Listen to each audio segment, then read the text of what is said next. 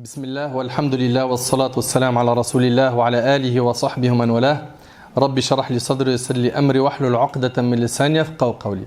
أحبابي الكرام, avec l'aide d'Allah Tabarak wa Ta'ala aujourd'hui, on va vous parler des serviteurs du tout miséricordieux.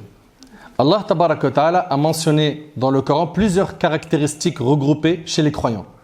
Dans le début de Surat al-Mu'minun, Allah Tabarak wa Ta'ala nous dit بعد أعوذ بالله من الشيطان الرجيم بسم الله الرحمن الرحيم قد أفلح المؤمنون الذين هم في صلاتهم خاشعون.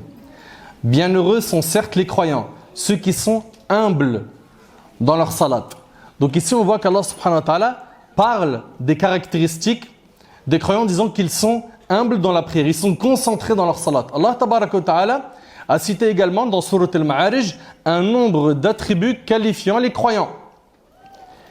Et Allah Azza wa Jalla a qualifié à la fin de Surat al-Furqan, la sourate 25, les croyants par des attributs particuliers. Par des attributs particuliers. Ce sont ceux qu'Allah subhanahu wa ta'ala a nommés Ibadur Rahman. Les serviteurs du tout miséricordieux.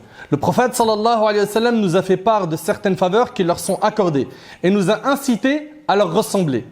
Aujourd'hui, nous allons nous arrêter sur les attributs qui sont propres aux serviteurs du tout miséricordieux. Les serviteurs du tout miséricordieux, ce sont les serviteurs qui sont proches d'Allah Tabarak wa Ta'ala.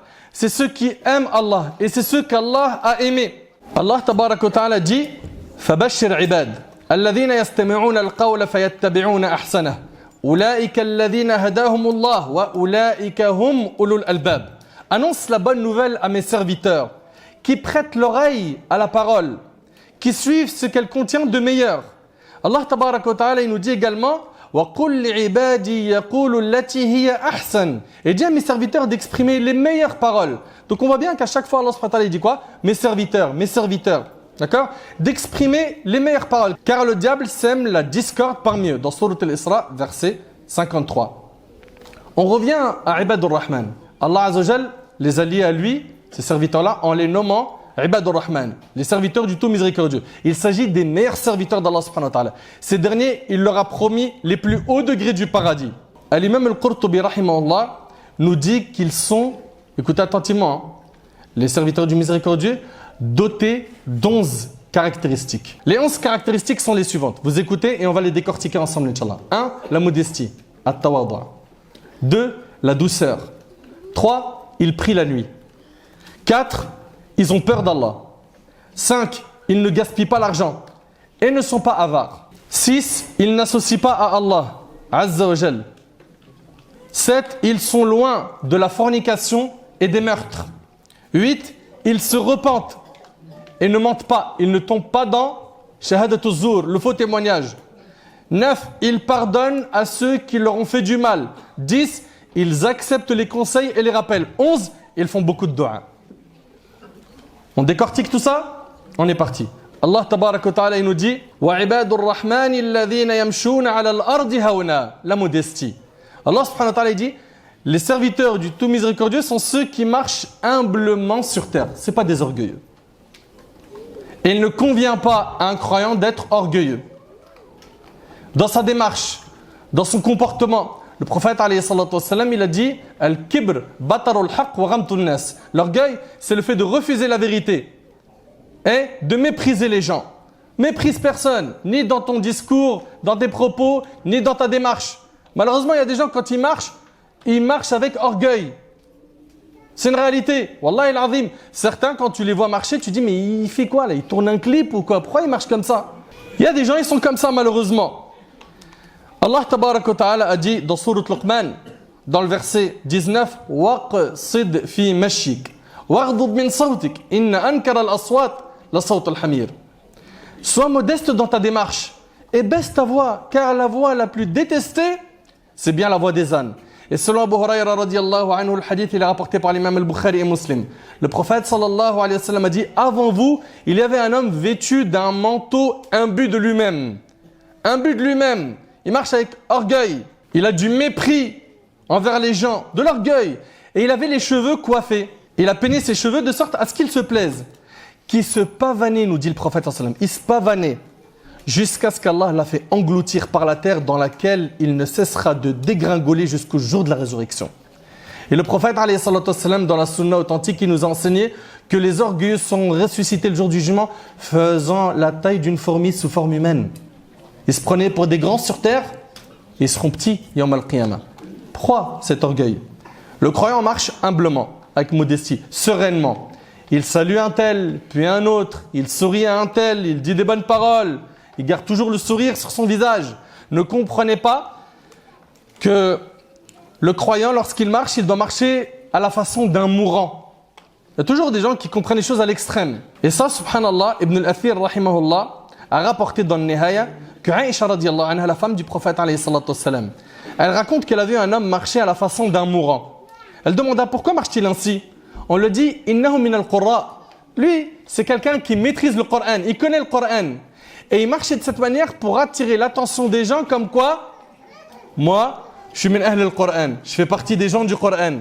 Je fais partie du cercle des rapprochés d'Allah, des pieux. Donc en 2 mots, il a voulu s'acheter une image. Vous voyez?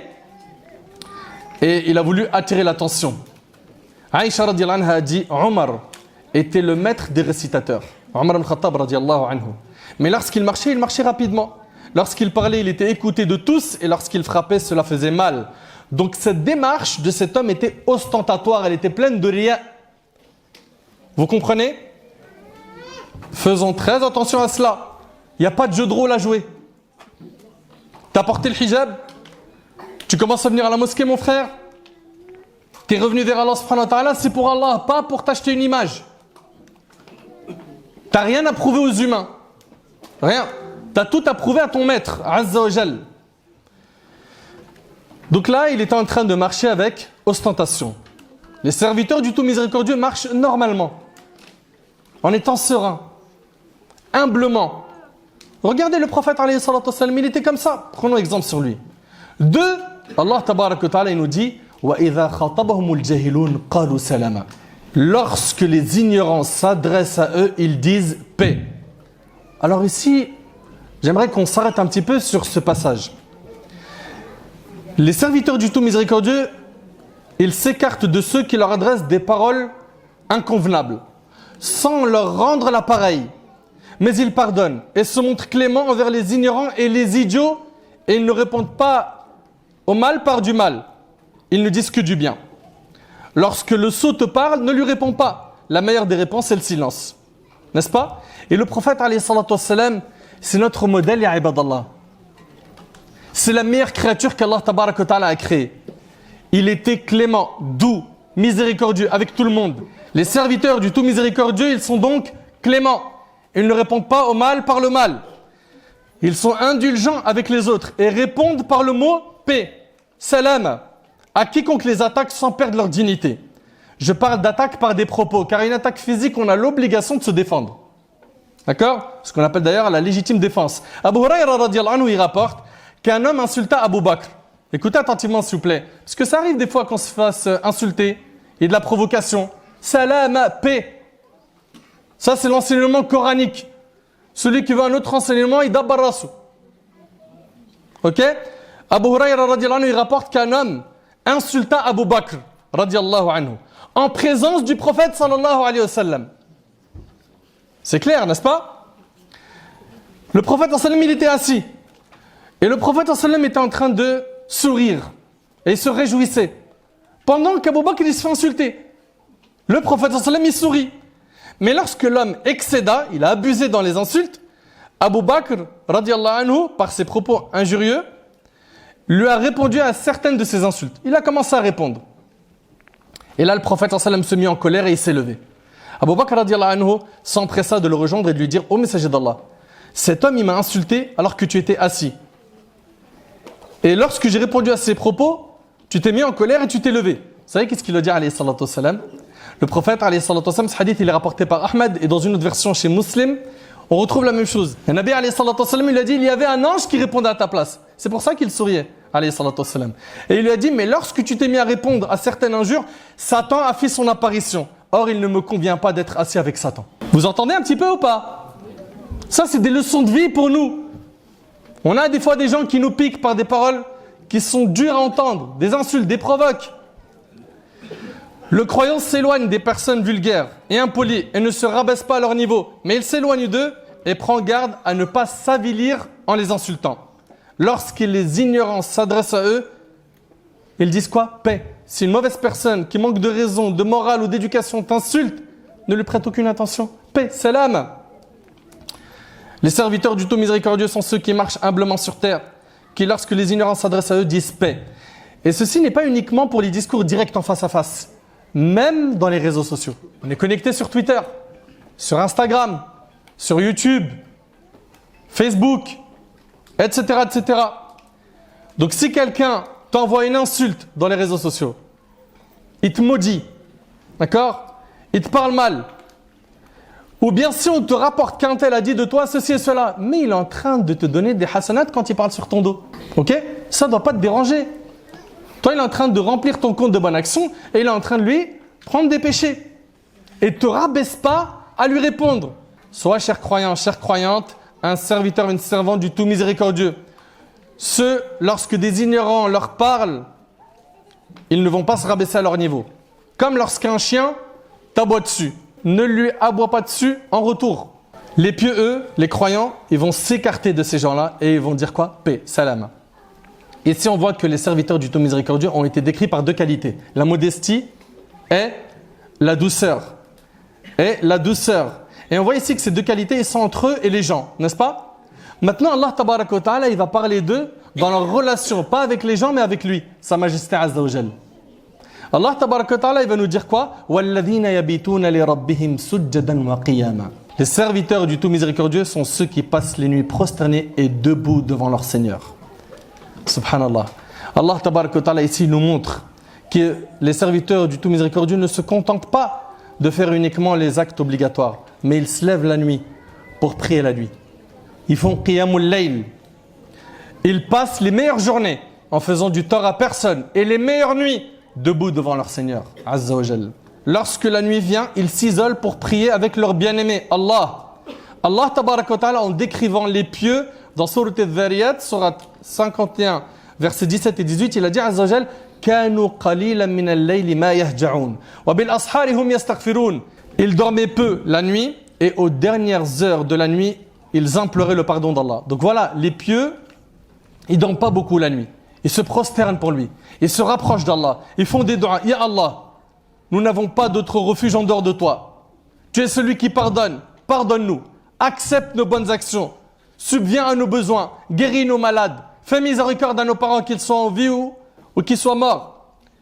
Ils s'entretiennent avec leur Seigneur dans l'obscurité de la nuit. Le Nabi alayhi salatu wa salam, dans le hadith d'Abi Umama qui est rapporté par Tirmidhi, il a dit, je vous recommande vivement la prière nocturne. Alaykum biqiyamil layl. Car c'est l'usage des pieux qui vous ont précédés.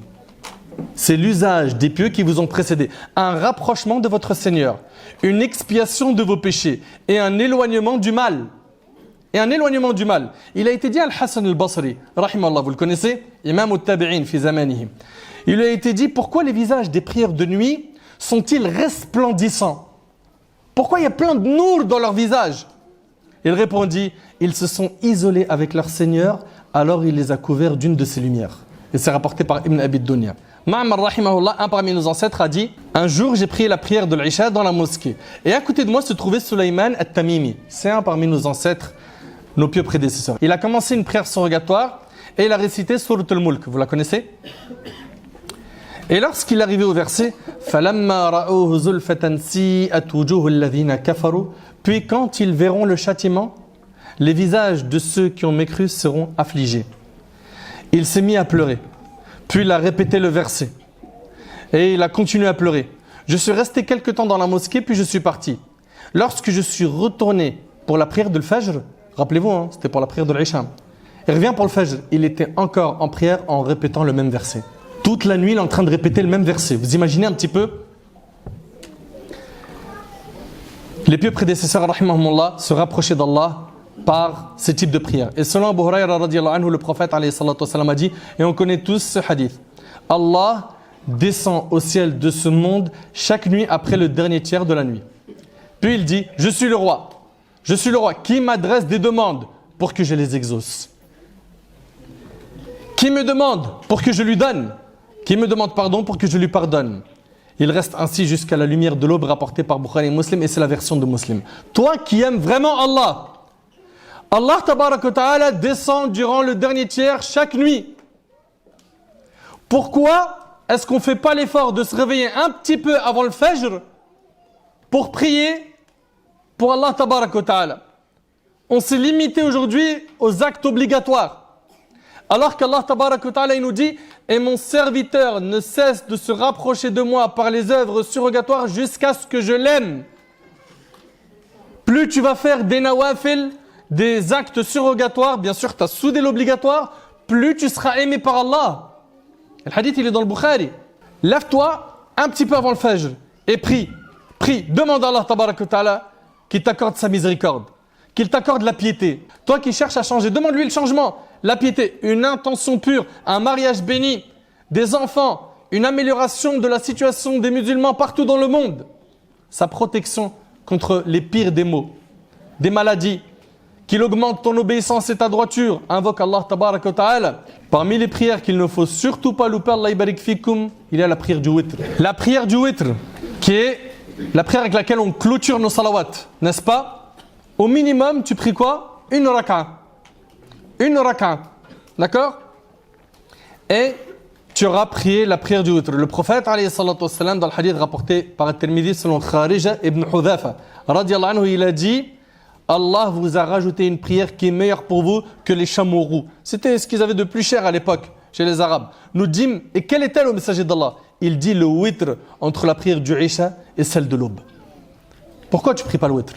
Donc Allah ibarik fikum, le witr, le witr, le witr. Le prophète alayhi salatu wassalam dit également dans le hadith de Ali ibn Abi Talib, radiyallahu anhu, ô les gens du Coran, faites le witr, car certes Allah est un père et il aime le witr rapporté par An-Nasa'i. D'accord? Al-witr. Ensuite Allah tabarak wa ta'ala il nous parle d'une autre qualité des croyants. Il nous a parlé de Qiyamul Layl. Maintenant il va nous parler de leur peur d'Allah. وَالَّذِينَ يَقُولُونَ رَبَّنَا اصْرِفْ عَنَّا عَذَابَ جَهَنَّمَ إِنَّ عَذَابَهَا كَانَ غَرَامًا. Ceux qui, écoutez bien, disent Seigneur, écarte de nous le châtiment de l'enfer. Car son châtiment est permanent. Car son châtiment est permanent. Quel mauvais gîte est lieu de séjour. Vous savez, Allah subhanahu wa ta'ala dit Inna adhabaha kana gharama. Vous savez c'est quoi al-gharam? C'est ce qui est inséparable. Écoutez bien, on dit d'un homme qui a une dette chez quelqu'un et que ce quelqu'un lui suit partout en lui disant rends-moi mon argent. On dit du créancier qu'il est gharim. Car le créancier le suit partout où il va.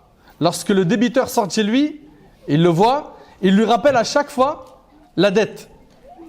Où qu'il aille, il est là pour lui dire mon argent, mon argent, mon argent, mon argent, mon argent. C'est devenu quelque chose d'inséparable. Et bien Allah tabarak wa ta'ala il dit Inna adhabaha kana gharama. Le châtiment du feu de l'enfer, il est inséparable. Il ne se sépare pas du serviteur. Et selon Abu Huraira radiyallahu anhu, le prophète alayhi salatu wassalam nous a informé en nous disant votre feu, celui qu'allume le fils d'Adam, est une des 70 parties du feu de la géhenne. Vous imaginez un peu? À l'occasion, les gens lui dirent par Allah, si tel est le cas, ce feu suffirait, le feu de la dunya il suffirait. Le prophète sallam reprit, le feu de la géhenne a en plus que le feu terrestre 69 parties dont chacune d'elles a l'ardeur du feu terrestre rapporté par Bukhari et Muslim. Allah tabarak wa ta'ala ici a parlé du feu de l'enfer, n'est-ce pas? En disant inna adhabaha kana gharama. Et Allah subhanahu wa ta'ala a dit également afara'aytum an-nar allati turun أأنتم أنشأتم شجرتها أم نحن المنشئون نحن جعلناها تذكرة ومتاعا للمقوين. Voyez-vous le feu que vous obtenez par frottement, le feu que vous allumez? Est-ce vous qui avez créé son arbre ou en sommes-nous le créateur? Nous en avons fait un rappel. L'enfer c'est un rappel. Nous en avons fait un rappel et un élément utile pour ceux qui en ont besoin. Surat al-Waqi'a, versets 71 à 73. Si tu te brûles, alors dis, oh Allah, protège-moi du feu de l'enfer. Parce que ce feu est 70 fois moins brûlant que celui de l'enfer. Les croyants doivent demander à Allah subhanahu wa ta'ala la protection d'Allah contre le feu de l'enfer. Selon Anas ibn Malik radiyallahu anhu, le prophète alayhi salatu wassalam a dit, celui qui demande à Allah 3 fois le paradis, alors le paradis invoque Allah en disant, ô Seigneur, fais-le entrer au paradis. Vous imaginez? Et celui qui demande à Allah 3 fois la protection contre le feu de l'enfer, alors l'enfer invoque en disant, ô Allah, éloigne-le du feu de l'enfer. Rapporté par Tirmidhi. Qu'Allah nous éloigne du feu de l'enfer. Dites Amin. Qu'Allah nous éloigne du feu de l'enfer. Qu'Allah nous éloigne du feu de l'enfer. L'homme doit demander à son Seigneur d'être préservé du feu de l'enfer. وَالَّذِينَ يَقُولُونَ رَبَّنَا اصْرِفْ عَنَّا عَذَابَ جَهَنَّمَ إِنَّ عَذَابَهَا كَانَ غَرَامًا. Et regardez, deuxième phrase qui est très forte. إِنَّهَا سَاءَتْ مُسْتَقَرًّا وَمُقَامًا. Quel mauvais gîte est lieu de séjour. Les 2 raisons pour lesquelles il cherche refuge auprès d'Allah contre l'enfer. 1, son châtiment est permanent. Et 2, ceux qui vont rester dedans seront dans le pire lieu. Dans le pire lieu. Ensuite, Allah tabaraka wa ta'ala continue en nous disant وَالَّذِينَ إِذَا أَنْفَقُوا لَمْ يُسْرِفُوا وَلَمْ يَقْتُرُوا وَكَانَ بَيْنَ ذَلِكَ قَوَامًا. Et là, il va nous parler de la gestion de l'argent. Est-ce qu'on doit être des gaspilleurs ou des avares? Allah Ta'ala il nous dit et qui lorsqu'ils dépensent ne sont ni prodigues ni avares mais se tiennent au juste milieu. Et Allah Azza wa Jalla dit dans sourate Al-Isra, sourate 17 verset 29 وَلَا تَجْعَلْ يَدَكَ مَغْلُولَةً إِلَى عُنُقِكَ وَلَا تَبْسُطْهَا كُلَّ الْبَسْطِ فَتَقْعُدَ مَلُومًا مَحْسُورًا. Ne porte pas ta main enchaînée à ton cou, c'est-à-dire ne sois pas avare. Et également il nous dit Azza wa Jalla et ne l'étends pas non plus trop largement sinon tu te trouveras blâmé et chagriné. Il faut viser le juste milieu dans toute chose. Et comme on dit, khayrul umur al-wasat, n'est-ce pas? La meilleure chose, c'est le juste milieu. N'enchaîne pas ta main à ton cou, ne sois pas avare. Et ne la déploie pas entièrement, sinon tu seras sans rien. Si quelqu'un dit, tout ce que j'ai acquis durant ce mois, je le donne en entier sans rien garder. Là, il va mettre sa famille en difficulté. Sans compter qu'il aura un loyer non payé. Sans compter. Donc non. Notre religion nous impose de bien gérer notre foyer. Nous sommes responsables de nos épouses, de nos enfants, n'est-ce pas? On a l'obligation de subvenir à leurs besoins. Ne déploie pas entièrement ta main. Fais aumône d'une partie, garde une partie que tu dépenseras pour toi. D'accord? Garde une partie. Donc on voit bien le juste milieu. L'imam Ahmad rahimahullah a rapporté d'après Abu Darda radiyallahu anhu que le prophète sallallahu alayhi wa sallam a dit fait partie de la bonne compréhension de l'homme la modération dans sa vie quotidienne. Également, l'imam Ahmad rahimahullah, il rapporte d'après Abdullah ibn Mas'ud radiyallahu anhu que le prophète alayhi salatu wasallam a dit quiconque fait preuve de modération ne connaîtra pas la pauvreté. Et selon Hudayfa radiyallahu anhu, le prophète alayhi salatu wasallam a dit que c'est bien la modération dans la richesse, que c'est bien la modération dans la pauvreté, que c'est bien la modération dans l'adoration, rapporté par le Bazzar. Le prophète alayhi salatu wasallam, il a connu la pauvreté tout comme il a connu la richesse. Oui ou non?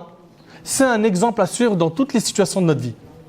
Toutes les situations de notre vie. Tu as perdu un être cher, il a perdu des épouses. Il a perdu 6 de ses enfants de son vivant. Il n'y a que Fatima radiyallahu anha qui est morte 6 mois après son décès. Tu as goûté à la maladie, il a goûté à la maladie. À la pauvreté, il a été pauvre. Tu as grandi orphelin, il était orphelin alayhi salatu wassalam. Tu trouveras en lui un parfait exemple, peu importe la situation que tu vis. Mais reconnecte-toi réellement avec ton dîn. Un Nabi alayhi salatu wassalam, il lui est arrivé des moments où il a eu de l'argent. Eh bien, qu'est-ce qu'il faisait alayhi salatu wassalam? Il mettait de côté des dates qui lui suffisaient pour nourrir sa famille une année entière. Donc épargner, c'est pas interdit. D'accord? Il faut vraiment garder un équilibre dans notre vie. Vous voyez? Allah Azza wa Jalla dit وَالَّذِينَ إِذَا أَنْفَقُوا لَمْ يُسْرِفُوا وَلَمْ يَقْتُرُوا وَكَانَ بَيْنَ ذَلِكَ قَوَامًا. Donc il va dépenser pour ses enfants, pour se nourrir, pour son épouse. Il va dépenser pour ceux qui sont à sa charge. Il fait également des aumônes. Il ne gaspille pas. Et il n'est pas avare. Leurs dépenses sont modérées. Les serviteurs du tout miséricordieux ne commettent pas d'excès et ne gaspillent pas. L'excès ou le gaspillage, c'est condamné dans notre religion. Allah tabaraka wa ta'ala, il a dit, les gaspilleurs sont les frères du diable. On ne gaspille pas. Et l'avare aussi est blâmé dans notre religion. Puis après cela, Allah tabaraka wa ta'ala va citer des péchés qui sont commis par les mushrikines et les désobéissants. Allah Azza wa Jal va dire par la suite وَالَّذِينَ لَا يَدْعُونَ مَعَ اللَّهِ إِلَهًا آخَرَ, qui n'invoquent pas d'autre Dieu avec Allah. Ils n'associent rien à Allah. Ils n'adorent qu'Allah Azza wa Jal. Ils ne prient que pour Allah. Ils ne sacrifient des bêtes que pour Allah. Ils ne jurent que par Allah. Ils ne font des vœux que pour Allah. L'association, le shirk, c'est le pire des péchés. Allah tabaraka wa ta'ala dit dans Sourate An-Nisa, Sourate 4, verset 48, Inna Allah la yaghfiru an yushraka bih, wa yaghfiru ma duna dhalika liman yasha. Certes, Allah ne pardonne pas qu'on lui donne quelqu'un en associé. C'est-à-dire quoi? C'est-à-dire que tant que tu es vivant et que tu as moyen de te racheter auprès d'Allah, peu importe les péchés que tu as fait, même si c'est le shirk, repens-toi, Allah il t'accepte. Mais par contre, tu meurs, écoute bien, Allah ne pardonne pas qu'on lui associe quelqu'un associé. À part cela, il pardonne à qui il veut. En dehors du shirk, il pardonne à qui il veut. Le prophète alayhi salatu wassalam a mis en garde contre le shirk. Abdullah ibn Mas'ud radiyallahu anhu a dit, j'ai demandé au prophète alayhi salatu wassalam, quel est le plus grand péché pour Allah? Il répondit, c'est que tu donnes à Allah un associé égal à lui alors que c'est lui qui t'a créé. Quel autre péché, lui dit-il? Il lui a dit que tu tues ton enfant de peur qu'il ne partage avec toi ta nourriture. Dans la période pré-islamique, il pratiquait ces choses. Puis il lui a dit, et quoi encore? Il lui a dit que tu commettes l'adultère avec l'épouse de ton voisin, rapporté par Bukhari et Muslim. Également, après avoir parlé du shirk, il nous dit quoi? Donc il nous dit, وَالَّذِينَ لَا يَدْعُونَ مَعَ اللَّهِ إِلَهًا آخَرَ وَلَا يَقْتُلُونَ النَّفْسَ الَّتِي حَرَّمَ اللَّهُ إِلَّا بِالْحَقِّ. Et qu'il ne tue pas la vie qu'Allah a rendue sacrée sauf à bon droit. Subhanallah, Shaqiq rahimallah a dit, j'étais avec Abdullah et Abu Moussa radiyallahu anhuma, puis ils dirent, le messager d'Allah alayhi salatu wassalam a dit, à l'approche de l'heure, il y aura une période où l'on verra l'ignorance se répandre, la science disparaître et le meurtre se multiplier, rapporté par le Bukhari. Wallahi l'azim, je vous le jure, wallahi, vendredi, il y a 2 jours, on vient, on montre que des jeunes, peut-être vous en avez entendu parler, dans la région parisienne, ils ont tabassé un petit jeune, ok? Ils l'ont déshabillé, ils l'ont mis nu, ils l'ont rapproché du canal, ils lui ont mis des coups de pied et il est tombé dans le canal et tout ça c'était filmé. Et on lui a insulté sa mère. Où est passée leur humanité? C'est plus des humains? On est où? Et facilement aujourd'hui les gens tombent dans ce grand péché, le meurtre, pour une affaire de drogue,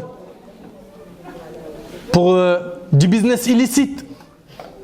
Wallahi l'azim, qu'est-ce que c'est grave qu'Allah Azza wa Jalla les guide, qu'Allah subhanahu wa ta'ala les ramène vite à lui, repentant avant que ce soit super grave pour eux. Selon Abu Hurayra radiyallahu anhu, le prophète alayhi salatu wassalam a dit, par celui qui détient mon âme entre ses mains, ce bas monde ne disparaîtra pas avant qu'arrive un jour où l'assassin ne saura pas pourquoi il a tué. C'est pas trop explicite, subhanallah. Ni la victime ne saura pourquoi elle a été tuée. Il a été dit, et comment cela arrivera-t-il? Il a dit par le meurtre. Par le meurtre. Subhanallah. Il a dit, l'assassin et l'assassiné seront faits nar, rapporté par Muslim. Prenez garde à ce péché. Selon Abdullah ibn Mas'ud radiyallahu anhu, le prophète alayhi salatu wassalam a dit, le premier cas qui sera jugé entre les humains le jour de la résurrection sera celui des sangs, des crimes. Et c'est rapporté par Bukhari et Muslim. Ibn Abbas radiyallahu anhu rapporte, écoutez s'il vous plaît ce hadith, j'ai entendu le messager d'Allah alayhi salatu wassalam dire, l'assassiné viendra avec son tueur au jour du jugement dernier, tenant en main sa tête et en tirant son tueur avec l'autre main, ses veines dégoulinant de sang. Il l'amènera jusqu'au trône et dira au Seigneur des mondes, celui-ci m'a tué. Allah dira au tueur, tu as péri, et il le prendra pour le jeter en enfer, rapporté par Tirmidhi. Ce n'est pas une mince affaire. Et aujourd'hui, c'est pour du n'importe quoi que les gens tombent dans ce grand péché. Allah tabaraka wa ta'ala, juste après le shirk, il parle du meurtre. وَالَّذِينَ لَا يَدْعُونَ مَعَ اللَّهِ إِلَهًا آخَرَ وَلَا يَقْتُلُونَ النَّفْسَ الَّتِي حَرَّمَ اللَّهُ إِلَّا بِالْحَقِّ. Ensuite, Allah subhanahu wa ta'ala dit وَلَا يَزْنُونَ. Et ils ne commettent pas la fornication. La fornication est un grand péché qui s'est banalisé de nos jours. Les gens se vantent de faire zina. Ils s'en vantent. C'est une ignominie. Il s'agit d'un péché destructeur. Allah tabaraka wa ta'ala dit وَلَا تَقْرَبُوا الزِّنَا. N'approchez pas la fornication. C'est-à-dire, toutes les portes qui vont t'amener à ce péché, il faut les condamner. Et le prophète, alayhi salatu wassalam, dans le hadith qui est rapporté par l'imam al-Bukhari, il raconte un de ses rêves. Et vous savez que les rêves des prophètes sont des vérités, n'est-ce pas? Ils sont véridiques. Il dit, je partis en compagnie de Jibril et de Mikaïl, alayhim as-salam, et nous arrivâmes à une place semblable à un four, dont l'orifice était très étroit, tandis que le fond était vaste. D'où nous entendîmes un bruit confus. Nous regardâmes et nous vîmes des hommes et des femmes nus, qui criaient et hurlaient lorsque la chaleur des flammes d'en dessous parvenait jusqu'à eux. Et ce, en raison de sa terrible intensité. Je demandais à Jibril, « Oh Jibril, qui sont ces gens-là » Il répondit, « Ils sont ceux qui ont commis la fornication. » Et ils recevront ce châtiment jusqu'au jour du jugement. Ça, c'est dans la tombe. Imaginez-vous le jour du jugement. Et c'est rapporté par le Bukhari. Et ne pense pas qu'Allah puisse être inattentif à un instant de ta vie. Et que ce que tu veux cacher de lui ne lui sera pas connu. Si tu t'isoles un moment dans l'obscurité et que ton âme t'appelle à faire un péché, dis-lui. Dis-lui, aie honte. Aie honte du regard d'Allah. Et dis-lui que celui qui a créé l'obscurité me voit. Dis à ton âme que celui qui a créé l'obscurité me voit. Le serviteur qui tombe dans ce grand péché est en danger. Il a des conséquences très douloureuses ici-bas et dans l'au-delà. La fornication peut être également faite par le regard, par la main, par les pieds. Le prophète alayhi salatu wassalam a dit, il a été écrit à chacun des fils d'Adam sa part de fornication. Le hadith d'Abi Huraira qui est rapporté par Bukhari Muslim. La fornication des yeux et le regard illicite. La fornication des oreilles et l'écoute, la fornication de la langue et la parole, la fornication de la main et le toucher, la fornication du pied et le pas. Le cœur a envie et espère, et c'est le sexe qui rend cela véridique ou le dément. Et rappelez-vous qu'une parmi les catégories des gens qui seront sous l'ombre du trône d'Allah le jour du jugement, il y a un homme qu'une femme de haut rang et de grande beauté appela à elle et à qui lui a dit « Inni akhafullah, je crains Allah, j'ai peur d'Allah ». Allah tabaraka wa ta'ala nous dit par la suite وَمَنْ يَفْعَلْ ذَلِكَ يَلْقَى أَثَامًا يُضَاعَفْ لَهُ الْعَذَابُ يَوْمَ الْقِيَامَةِ وَيَخْلُدْ فِيهِ مُهَانًا إِلَّا مَنْ تَابَ. Allah Azza wa Jalla dit car quiconque fait cela, donc les péchés qu'on a cités, encourra une punition et le châtiment lui sera doublé au jour de la résurrection et il demeurera éternellement couvert d'ignominie, sauf celui qui se repent. La porte du repentir est toujours ouverte, alhamdoulilah. Demande pardon à Allah subhanahu wa ta'ala, quoi que tu aies fait comme péché. Demande-lui pardon. Demande-lui qu'il te pardonne, qu'il te fasse miséricorde. Éloigne-toi des causes qui font tomber dans les péchés. Délaisse les moyens d'y arriver. Ne fréquente que des pieux. Il y a une opinion des savants qui dit que celui qui se repent, Allah subhanahu wa ta'ala, il lui changera ses mauvaises actions en bonnes. Comme Allah tabaraka wa ta'ala, il nous dit, sauf celui qui se repent, croit et accomplit une bonne œuvre, cela Allah changera leurs mauvaises actions en bonnes. Donc il y a un parmi les avis des mufassirines qui disent que si tu te repens, Allah il transforme. T'imagines, tes péchés deviennent des bonnes actions. Et un autre avis dit qu'en fait, Allah subhanahu wa ta'ala changera leur comportement dans la vie d'ici-bas et ils verront les traces de leur repentir le jour du jugement. N'oubliez pas que peu importe le nombre de péchés qu'on a fait, Allah Azza wa Jalla, il pardonne. Tu en as fait des millions, il les pardonne si tu reviens à lui repentant, de manière sincère, que tu regrettes. Allah Azza wa Jalla dit قُلْ يَا عِبَادِيَ الَّذِينَ أَسْرَفُوا عَلَى أَنفُسِهِمْ لَا تَقْنَطُوا مِنْ رَحْمَةِ اللَّهِ. Dis aux mes serviteurs qui avaient commis des excès à votre propre détriment, ne désespérez pas de la miséricorde d'Allah. Car Allah pardonne tous les péchés, oui, c'est lui le pardonneur, le très miséricordieux. Allah subhanahu wa ta'ala il nous dit إِلَّا مَنْ تَابَ وَآمَنَ وَعَمِلَ عَمَلًا صَالِحًا فَأُولَٰئِكَ يُبَدِّلُ اللَّهُ سَيِّئَاتِهِمْ حَسَنَاتٍ وَكَانَ اللَّهُ غَفُورًا رَحِيمًا وَمَنْ تَابَ وَعَمِلَ صَالِحًا فَإِنَّهُ يَتُوبُ إِلَى اللَّهِ مَتَابًا وَالَّذِينَ لَا يَشْهَدُونَ الزُّورَ وَإِذَا مَرُّوا بِاللَّغْوِ مَرُّوا كِرَامًا. Ensuite Allah subhanahu wa ta'ala il nous met en garde contre le faux témoignage. Il nous dit Azza wa Jal, ceux qui ne donnent pas de faux témoignages et qui lorsqu'ils passent auprès des frivolités s'en écartent noblement. Détaillons très rapidement ici. Le faux témoignage consiste à témoigner faussement afin d'enlever un droit à quelqu'un ou de lui retarder. Selon Abdurrahman ibn Abi Bakr, selon son père radiyallahu anhum, le prophète alayhi salatu wassalam a dit voulez-vous que je vous dise quel est le plus grand péché parmi les péchés majeurs? Et il a répété ça 3 fois. Les compagnons dirent oui au messager d'Allah. Il a dit alayhi salatu wassalam, le fait d'associer quoi que ce soit à Allah, l'ingratitude envers les parents, le mauvais traitement des parents. Il était appuyé sur quelque chose, et regardez les compagnons ils disent quoi? Il se redressa et dit, et surtout les propos mensongers et le faux témoignage. Il ne cessa de le répéter au point que les compagnons dirent, il aurait été préférable qu'il garde le silence. Et c'est rapporté par Bukhari et Muslim. C'est-à-dire qu'il aurait été préférable qu'il garde le silence afin d'éviter de se causer un grand tort. Et dans le hadith d'Abdullah ibn Mas'ud, le prophète alayhi salatu wassalam a dit, quiconque jure par un serment pour prendre l'argent d'un musulman alors qu'il ment, rencontrera Allah, donc le jour du jugement, en colère contre lui, rapporté par Bukhari et Muslim. Attention aux faux témoignages. Que tu sois étudiant, salarié dans une entreprise, médiateur de couple, dans un tribunal, attention aux faux témoignages. Si on te demande, qu'as-tu vu? Qu'est-ce que tu as entendu? Si tu n'as rien vu, rien entendu, dis j'ai rien vu, j'ai rien entendu. Mais si tu as vraiment vu quelque chose, dis la vérité. Mais t'imagines, il y a des gens qui viennent dans ces endroits-là et qui disent du mensonge. Ils mentent. Des faux témoignages, c'est grave. Donc si par contre, tu es au courant de la réalité des choses, apporte ton témoignage. Allah tabaraka wa ta'ala dit وَلَا تَكْتُمُوا الشَّهَادَةَ وَمَنْ يَكْتُمْهَا فَإِنَّهُ آثِمٌ قَلْبُهُ. Et ne cachez pas le témoignage. Quiconque le cache a certes un cœur pécheur.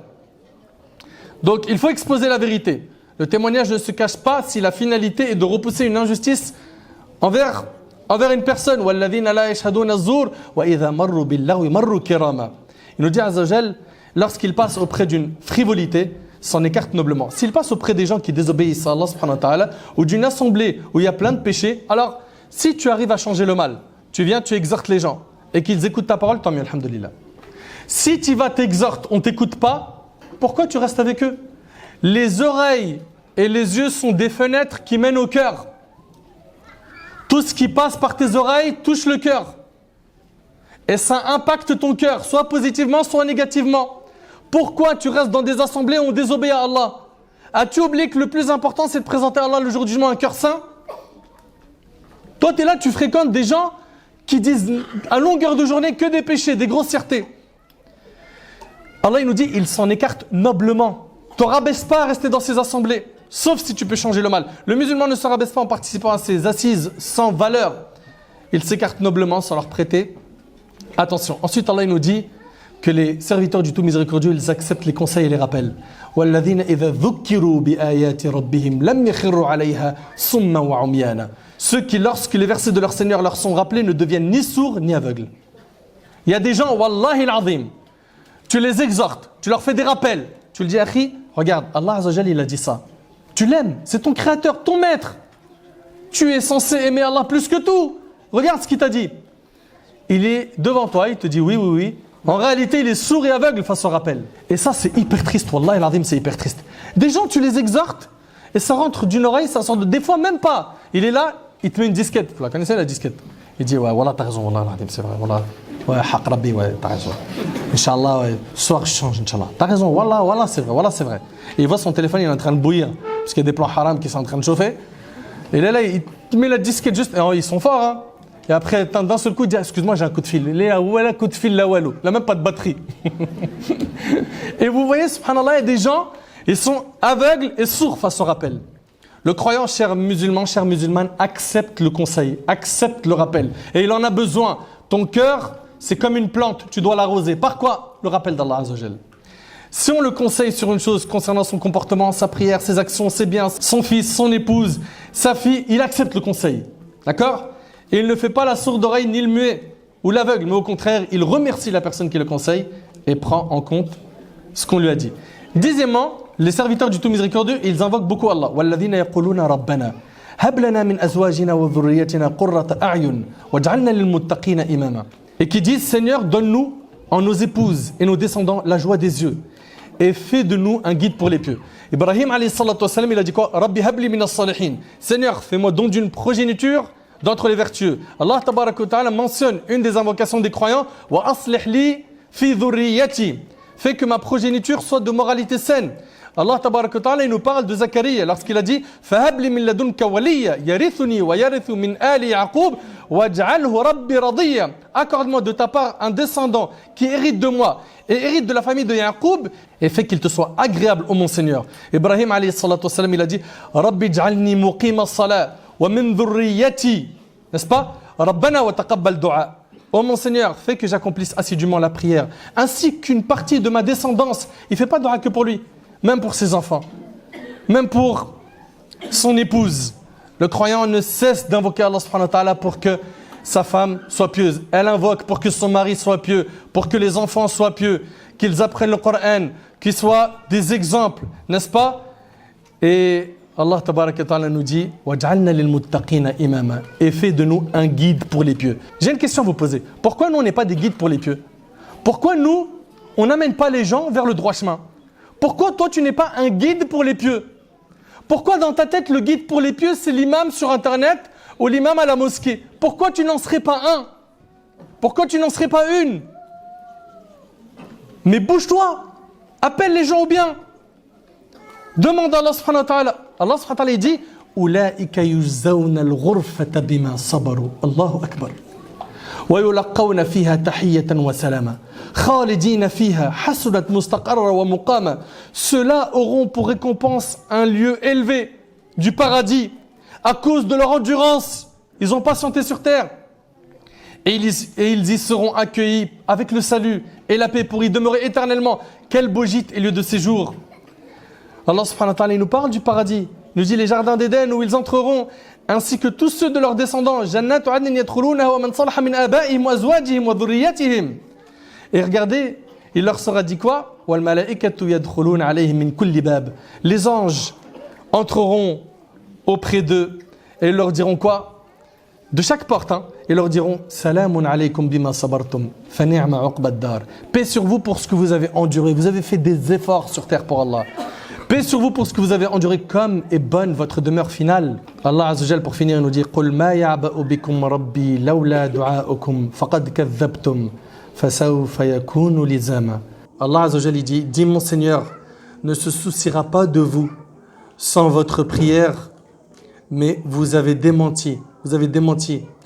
Votre châtiment sera inévitable et permanent.